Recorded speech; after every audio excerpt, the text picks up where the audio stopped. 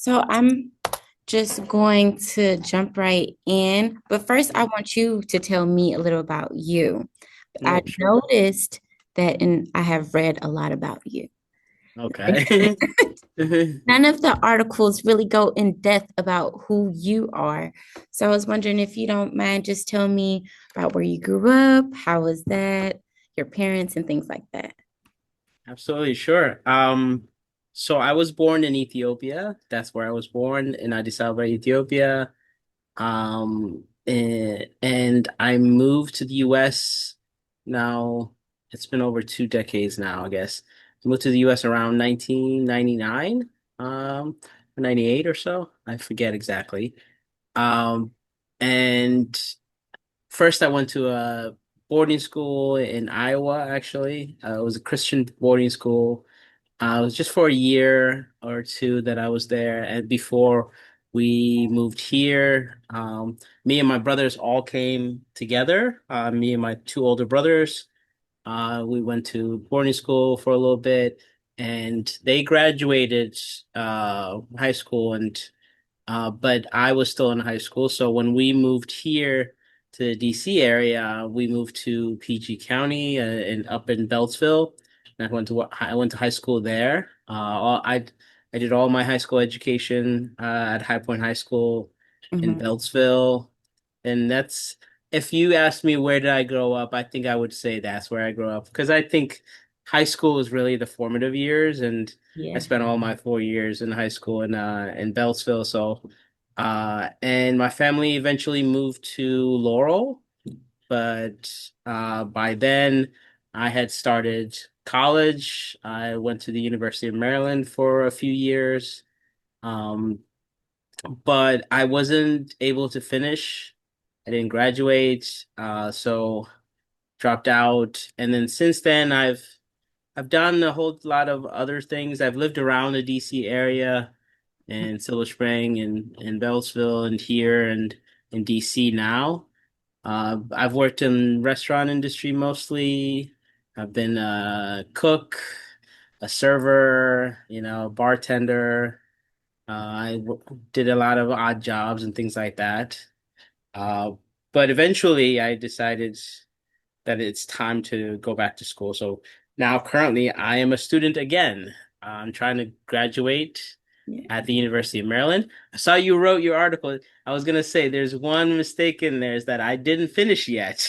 What? And Really? so yeah, so I'm back at school and Mm-hmm. when the Washington Post interviewed me, I had just gotten back into the university to Okay. finish. So I am I was a physics major when I first started back in the early 2000s, actually.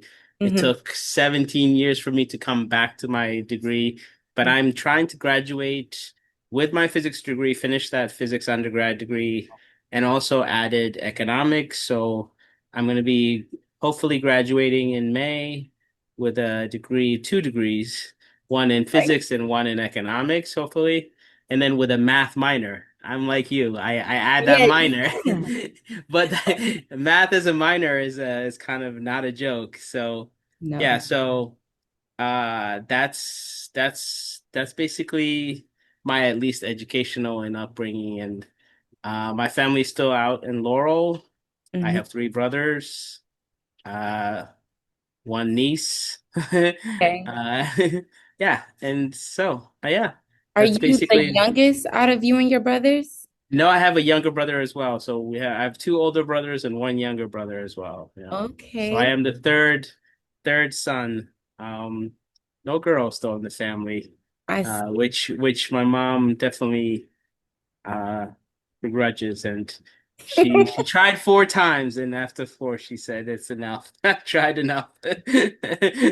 She I know really wanted a your parents girl. must be so proud saying that you are the first to correct me if I'm wrong, the first non-citizen to hold a public office position. So tell me how they feel about this. Like how were you nurtured to I become the first? I have actually become estranged from my family and I don't know if they even know. I guess they probably do know, but I haven't been in touch with them for a very long time. So I don't know how they feel. I'm sure they feel proud. Mhm. But I've been kind of estranged from them for my entire family. So I don't know. Hopefully they're proud. They've messaged me before and like said, saw me and told me about how they saw me in the news and stuff like that. So Mhm. I don't know how they feel. That's probably a good question. You should do some investigating. No, I'm kidding. Yes, no. But if you don't mind, what was that decision like for you to decide that you want to, step away from your family a little bit and focus more on you as an individual? I think I don't know. Part of it was, I went through a lot of failures. So I think at times I felt like a burden to them. Then it was nothing that they did. And but I've been homeless. There's been a lot of things. So I think somewhere in there I felt, you know, like they probably don't need, I don't know. It's complicated, right? In that way. So but yeah, so that's basically why I've been estranged. It's nothing on their part or even my part really. Mhm. But it was a rough few decades that I've Mhm. gone through the past few years. So it's been, I don't know, maybe when I graduate, I've thought about it. I might reach out and see if, but that's another thing for another day. You probably are one of the few reporters that's asked me about that. So good job on like Hey, digging in. yes, I did. I've been interviewed multiple times about myself and about, but nobody's ever asked me those kinds of questions or actually never been comfortable to telling anyone, I guess. But uh it's okay. Go for it. Give me a little Good job. heartbeat. Good job indeed. Yeah, so I don't know. I hope they're proud, and I'm sure they are proud. And yeah, so we'll see. Yeah, we'll Yeah. see. And that's okay. I understand that. So I know your parents are there in Laurel right now. So what drew you to DC? Ooh. I've wanted to live in DC as since we moved to the area. Well, here's the thing. The Mm, first time I was in the US actually before going to Iowa, my dad got an apartment in DC at the Woodner. You probably know the Woodner, 16th Street. I forget exactly. But anyway, it's a big building. It's pretty famous DC building as DC mhm, buildings go.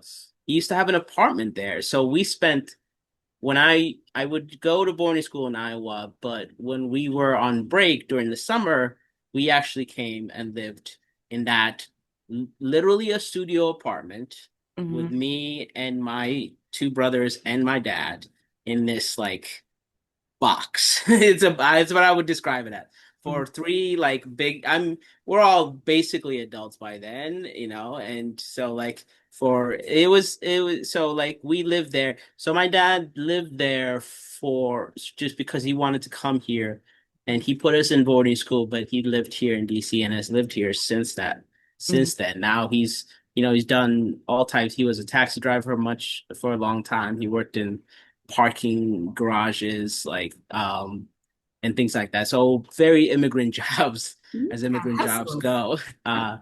And so he used to live there. So DC is one of the first few places in the US besides Iowa that I lived. I remember coming here, I remember the Woodner apartment, I remember being around DC. And then eventually when I went to high school in Beltsville, which is, a hop skip over. It's very close. DC has always been a place that I've, come into often.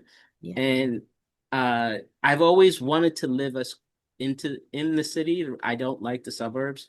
I think that everything's so far away. Nothing is accessible. Yeah. Can't take the metro. Like today, right? I've rode my bike all the way down into DC, did a few things, ran some errands, and went and came back to my, apartment all within, biking distance, and it's all beautiful. And I love taking the bus. I love taking the metro. So DC is where I want to live the rest of my life for sure. And over the rest, recent years, I've also developed a deep connection to it, right? Yeah. DC is a special place. Most people don't realize it. Most people think of DC, I mean, as the Beltway, right? Within the Beltway and the politics of it. And politics is very important, but we have our own local politics, which is even much more interesting to me, at least. And so it's actually like DC's like community form of politics Mm-hmm. that Explain is that a little very, bit for me, because yeah. I said, can you explain that a little bit for me? Because I'm not from DC. So Uh-huh. that I love your take on that. What does that mean, like communal politics? What does that look like? Like break it down. Okay, so DC's I mean DC, for example, if you engage with the DC Council at least and how DC politics works and how laws are made, Mhm. there is a very strong like way of uh airing ideas out into the community and seeing how what the community thinks about something before you make it law. When the DC Council or the mayor does things, there's a whole lot of people know about it, and a whole Wow. lot of people have opinions about it.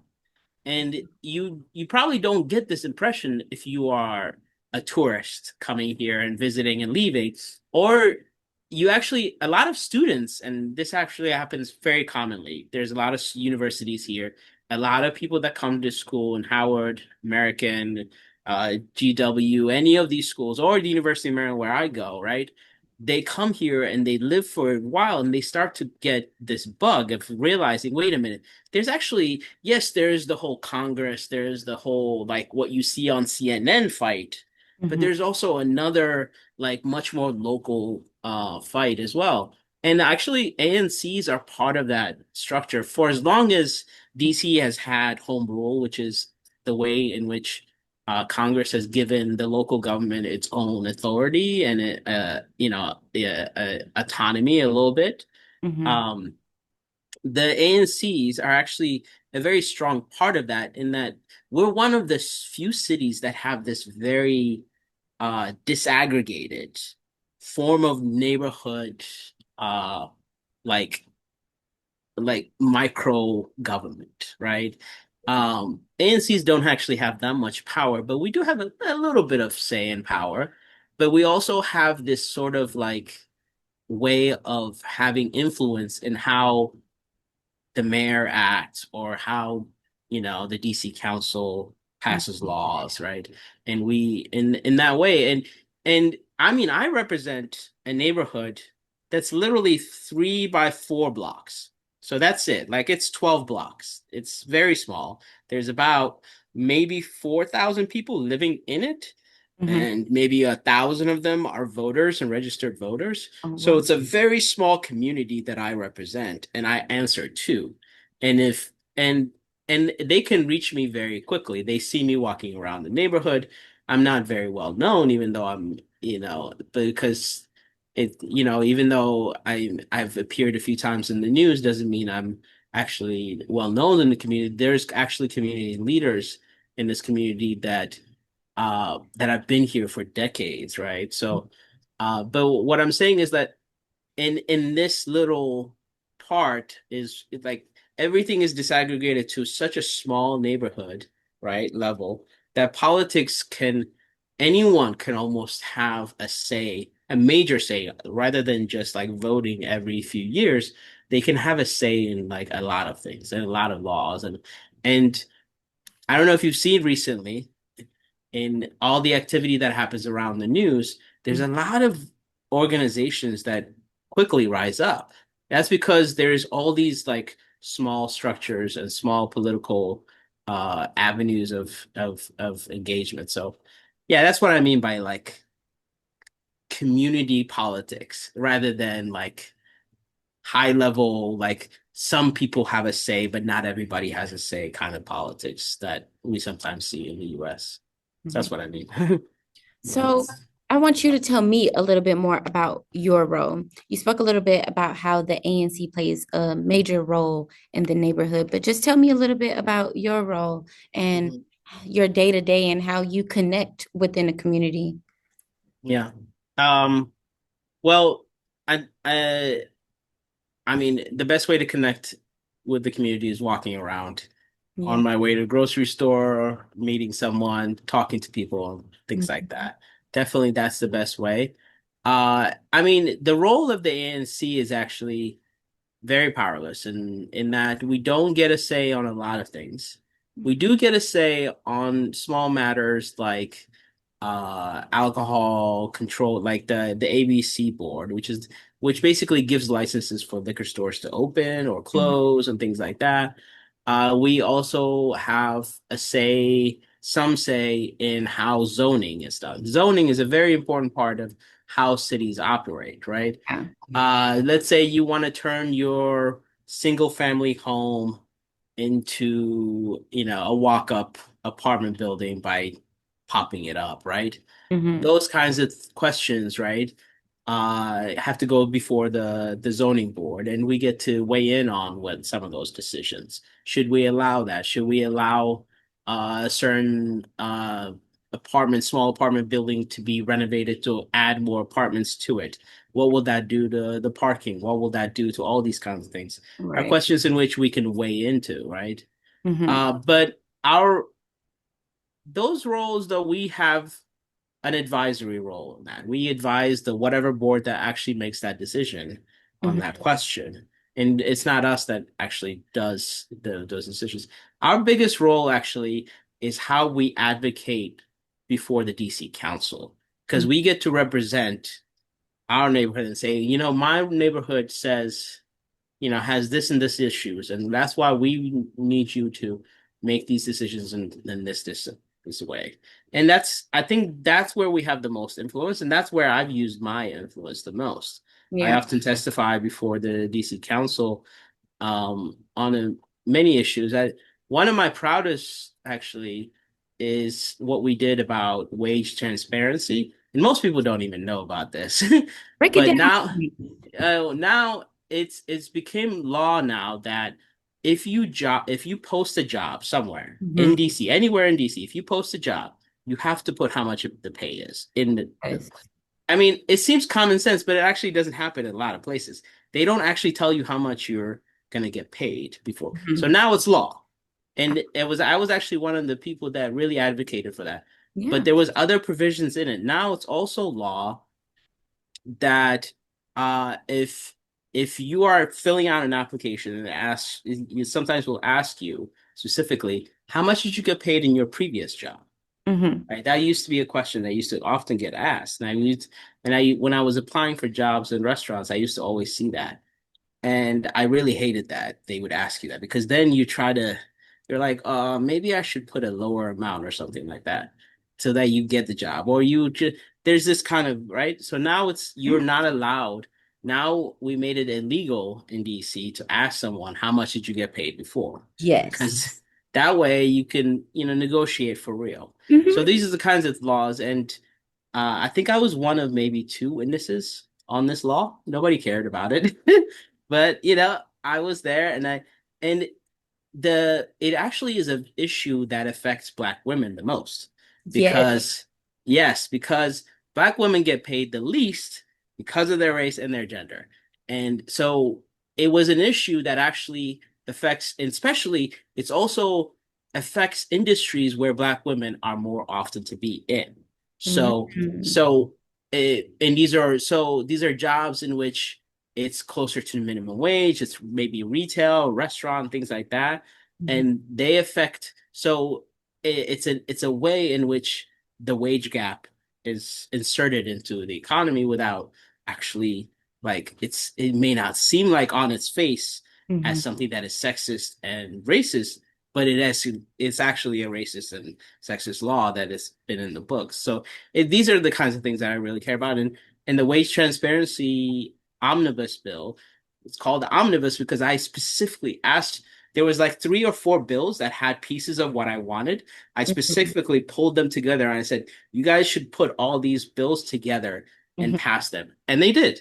And it became the Wage Transparency Act, and it passed in 2024. And I was maybe one of two witnesses. The other witness was a representative from the National women's labor something, and I was the only other witness. You And mind filling that bill for me? I love I this. I will I will put it in the chat. I will actually Yes. put uh and and you will, I don't know if you know much about DC. Whenever the DC Council passes laws, Mm-hmm. they they pass along they along with the bill, they do what's called a racial impact statement. Mm-hmm. And the racial impact statement specifically relies on my testimony, and if I can boast a little bit, because it really was talking about how this really affects people of color and things like that. So, Mm-hmm. but anyway, so that's one of the bills that I'm actually very proud of that didn't catch a lot of attention. It also gave the Attorney General the power to really take civil action Yes. about this. And actually, I'm proud. I'm seeing that the actually you should probably ask the AG's office about this bill. It would be a good interview too, and you might get their attention. They might talk to you about it.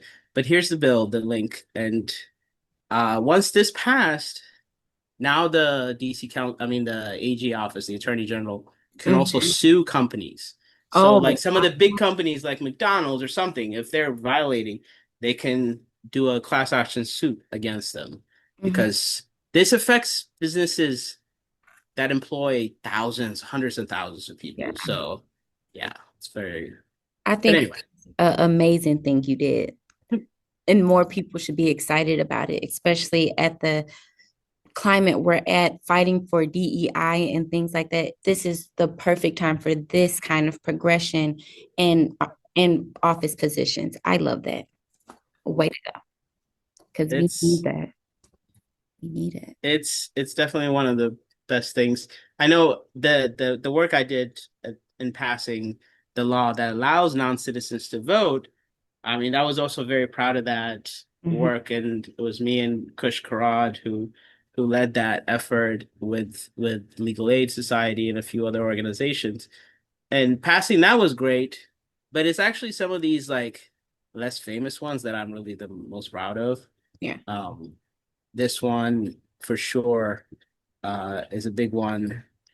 Um, I'm hoping to pass environmental justice bill as well, working with Zachary Parker's office.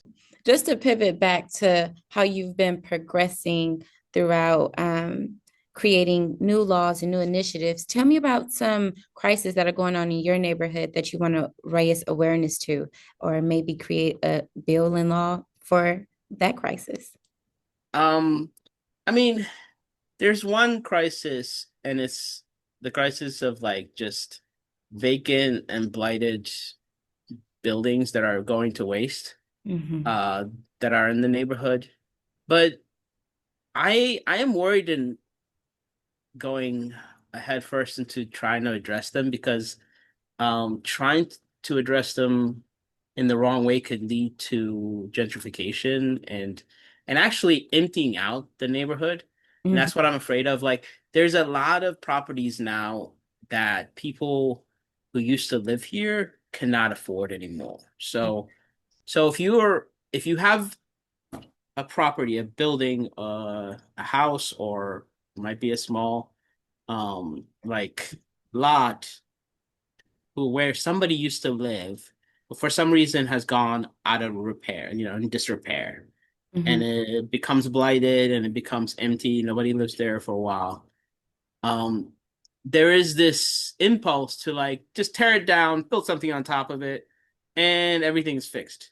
But that's actually not what happens. What actually happens is you tear it down, you build something that no one in this neighborhood can afford anymore.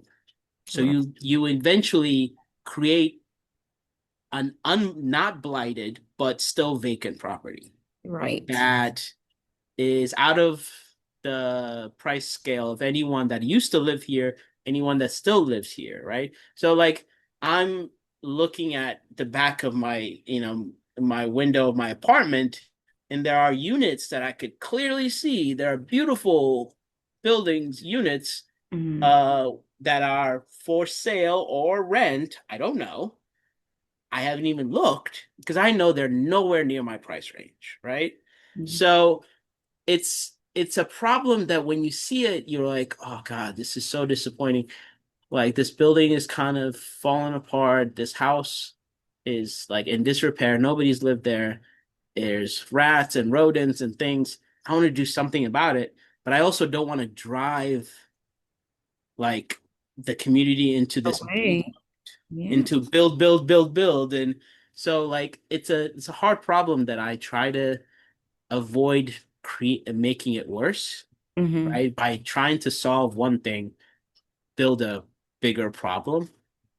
So that's an issue I don't know how to address. The only way to address it is is to take the profit motive out of it, Hmm. because what always seems to happen is that someone it goes into a it goes into receivership, which is basically it becomes a debt, right? And somebody buys that debt and then tries to build something to profit out of it, which build and they're trying to make a living or whatever, they're trying to make a profit, so they raise the price up. So what we need is some sort of a community like nonprofit to be the caretaker, or for the district government itself to purchase these properties and build affordable houses that are not just so-called affordable, but like actually deeply affordable for people working minimum wage jobs, right? That's what we need. So like it's kind of a balancing act of not crying wolf too early about these blighted properties, but also finding a way to make them so that they're livable, so that my community now like people want to live here, Yeah. and there's more space. There is so much more space than that we have people living in DC. And we just need to rehabilitate these neighborhoods, right? But we want to be careful to not rehabilitate them to a point of, or to create something that nobody can afford anymore. And so then we have a bunch of property owned by companies who will hold it as Right. long as they can until they get their money's worth, right? And that's not what we want. And the that raises the prices of everybody everywhere, which is a problem. So those are the kinds of problems that are like bigger problems that I try to think about that I don't have the solutions for right now. That is okay. I appreciate your methodical approach because, like you said, this is a very sensitive topic. So the fact that you're trying to address it as such says a lot about who you are as a member and leader in the community. So that is great. Appreciate that. So tell me a little bit about, so, Trump has repealed the law on non-citizens being able to vote. Tell me about. I don't know if he has. Right. So just break down to me what's So, going on. It's so much misinformation. okay. So here's the thing. Congress has two houses, the Senate Mhm. and the House. The House has passed some sort of a version of a bill saying no to, non-citizens voting at Mhm. least two or three times now. Right. The first. But the Senate has never passed one and it's never become law. Or even if yeah, so I continue to hold elected office. Actually, the day I'm not allowed to vote is the day I also lose my seat Mhm. because it's tied together.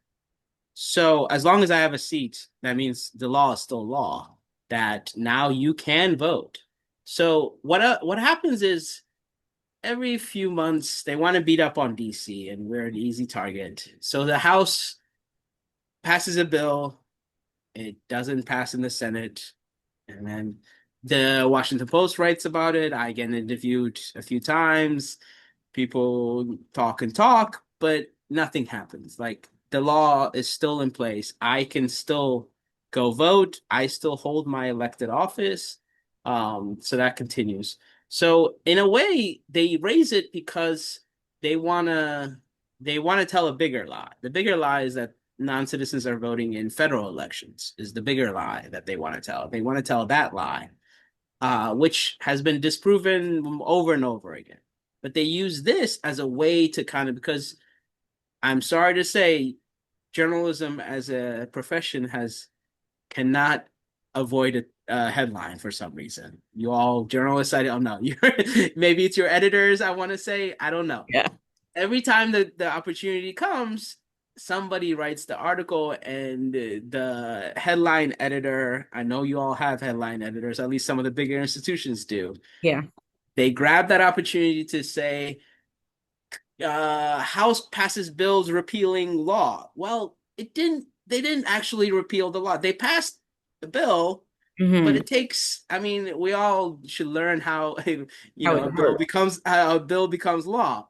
I mean, yes, the House passes it, yes, but the Senate also has to pass it, and the president has to sign it. Right now, even though he controls both houses, for some reason, and I think it's probably because of the filibuster rule, he can't get it out of the Senate. He has failed. I mean, they've tried when Biden was president, it didn't even make it past the Senate. They've tried again. They've tried multiple times, and to be honest, I'm sure they could succeed. I'm sure they can put together enough Democrats in the Senate to pass it, but they haven't. I guess it's not that important. They just need the headline. That's all they need. And the House gives them that, right? So the House passes the bill. There's a headline. They got what they wanted. They move on because they don't actually care about DC. They just want the headline, right? They actually don't care whether or not I'm voting or not. They only care about getting that headline. So that's what's happening. So, in a way, I don't mind because every time the headline hits, more people register to vote. So Yeah.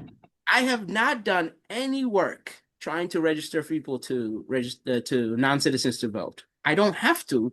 I mean, I probably should, and somebody should, but I am a full-time. I have a job, and I'm in school. Somebody should do it. If somebody would pay me, I would do that for a living. I would just go register people to vote.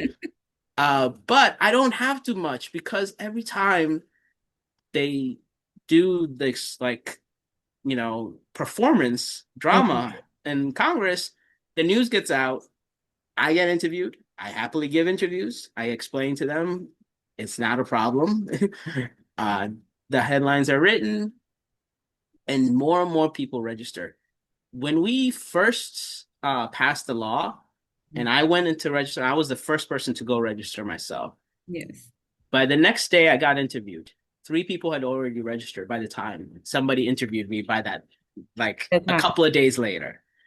And then by the time uh, the news got out and the Washington Post published, they kept asking the Board of Elections how many people have registered, and the number kept getting higher and higher and higher. By the time election came around, so within the space of like 6 or 7 months since the law became like in the books and people started to register, 900 people had registered. There's now nearly 1,000 non-citizens who Wow. register to vote. And every time you write a story, Cynthia, somebody goes and registers. So, uh, Hey. yeah, I don't mind it. You know, it is precarious. Like any day, Congress could pass a law, and Trump can. Sorry, my cat's here, but the blur won't show them. She overreacts when I try to hold her. Um, so yeah, the bill, any day now, the bill could pass and I could lose my seat, my elected office. I believe, immediately lose my seat. I would lose my right to vote as well. But I don't think they care enough. To They do pretend to that. care about DC. They don't care.